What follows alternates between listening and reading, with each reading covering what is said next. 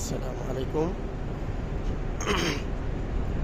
এই সেই জায়গা, এখান থেকে যারা উমরা করতে আসে তাদের এখানে গোসল করে 2 রাকাত নামাজ পড়ে তারপরে উমরার উদ্দেশ্যে রওনা দিতে হয়। এই জায়গা থেকে যারা দূরে থেকে আসে তারা এখানে হেরাম করে তারপরে উমরায় যান। এটা তায়েফের কাছাকাছি জায়গাটা। যারা আসেন তারা অনেকেই চিনবেন, পুরান লোক যারা আছেন, যারা দূর থেকে আসেন তারা এই জায়গাটা চিনতে পারবেন।